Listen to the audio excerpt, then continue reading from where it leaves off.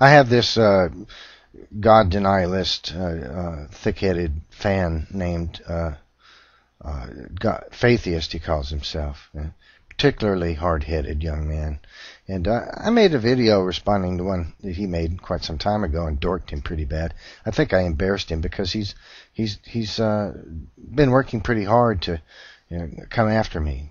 It seems like, So I don't know, but I came across a video that he made of me, another response, because they always make a response to when you make a response, and I know I don't go back and look at theirs, look for them, but I came across this one, and I thought, oh, atheist again, spouting more talk origins gobbledygook. So thought I'd just dork him one more time for fun, just for fun.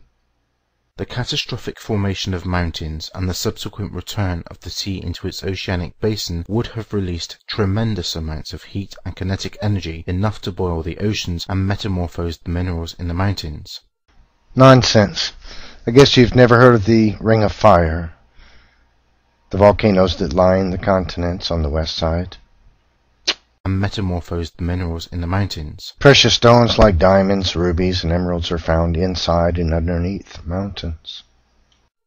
No trace of such a catastrophe exists. Folded mountains are conclusive proof of this process. You see, a mountain cannot remain plastic for millions of years while it rises out of the earth. This is proof that the mountains are not millions of years old, but that they rose catastrophically.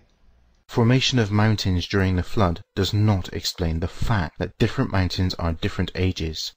The Appalachians are much older than the Rockies, for example, as one can immediately see just from how the two ranges are eroded differently. No, it's because of the effects of the flood. In case you haven't noticed, the Appalachian Mountains are here on the east, and the Rockies are on the west, here. You see, the flood went this way, and they're eroded differently because of this.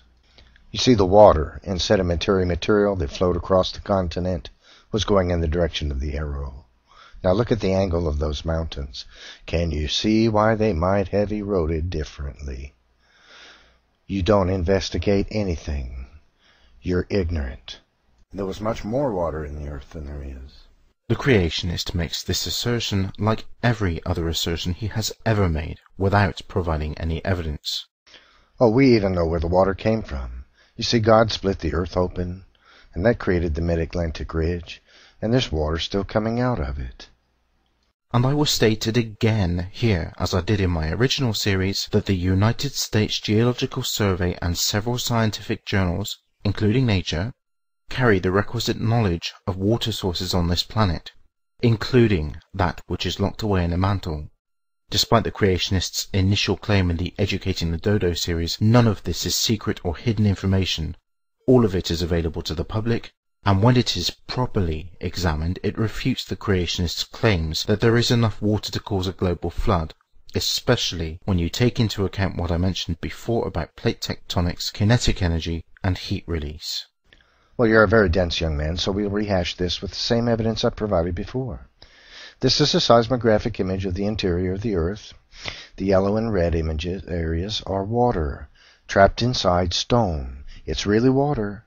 It's really there. Evolutionists produced this image. Now, it is believed that the plates of this Earth's crust are subducting at about the rate which your fingernails grow. Now, think carefully about what I'm about to say, Sporty. You have to be insane to believe that water can remain in stone that is being pushed down into molten magma at the rate which your fingernails grow. You've got to be insane. Now what does this prove? Well, this proves that water that is inside the earth could not have gotten there by subduction, because you cannot fool water, saturated rock, into being subducted into magma over millions of years at the rate which your fingernails grow. The water will escape the rock. It is impossible.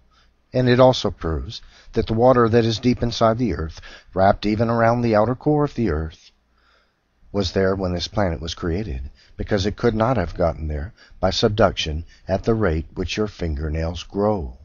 Now it also proves that there is such water inside the earth, and therefore there must have also been much more water inside the earth, because we know about the mid-Atlantic ridge, and we know that it's still putting forth water.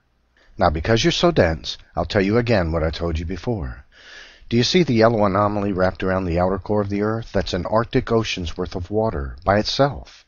It's very yellow. It's not very dense. Now look at the red areas. Those are very dense. Now again, we're looking at a slice, not a 3D rotation of this image. There is a tremendously massive amount of water inside the earth. The earth's interior cannot be molten all the way down to the outer core. It is impossible. Water cannot be subducted down into the earth at the rate which your fingernails grow. It's impossible. See if you can comprehend this very simple concept. Work on it. Study. Think about it. This is something a child can comprehend. But you see, you deny this because, being an evolutionist, being an atheist, you must deny it. You must deny it because if there was a global flood, it supports the Word of God. And if the Word of God is true, there is a God who has moral law to whom you're subject to. You see, creationists got your number, Sporty. We've got you figured out. We understand your game. It just doesn't wash. It doesn't slip anything past anybody. You're fooling no one but yourself. Now, as for your imaginary amount of heat that would have been generated by the flood so as to boil the oceans, that's preposterous. It never happened, did it? And let me show you why. Do you see this image? This is the Ring of Fire. This is volcanic activity around these continental plates here. This was created by the Noachian flood. You see, as the continents ground their way across the earth, they ground millions of tons of stone into magma.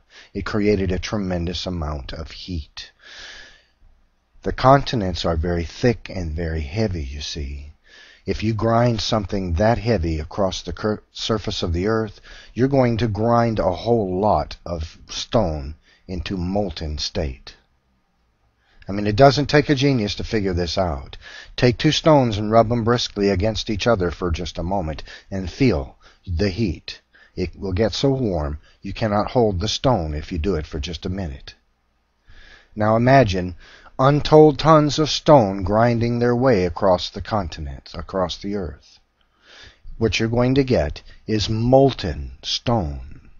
And that is why the earth has volcanoes today. Because the continents ground their way across the earth, grinding stone into magma. And now we have the Ring of Fire. Obviously, the oceans didn't boil away, did they? Now, here's a piece of evidence that you've never seen before. Like most of the evidence you've never seen before, because like most evolutionists, you're only interested in reading what they have to say at talkidiots.com or some other evolutionism trash website where all kinds of pseudoscience is put forth and everything scientific is completely ignored. Like any evolutionist, you don't investigate anything from only the other side of the coin because that information conflicts with what you have to believe. You only look for information that seems to appeal to you. What you're looking at here are images of flat-topped mountains. These mountains were sheared flat by tremendously violent, giant torrents of water that rushed across the earth during the Noachian flood. Such mountains as these can be found all over the earth. And once again, folded mountains prove conclusively that the mountains rose catastrophically quickly. They could not have risen over millions of years. Mountains cannot remain plastic for millions of years. You see this area I circled? That's where God split the earth open to create the flood. And the scientific evidence for this stupendous claim is? Do I need to say it again? It's called the Mid-Atlantic Ridge. And water's still coming out of it.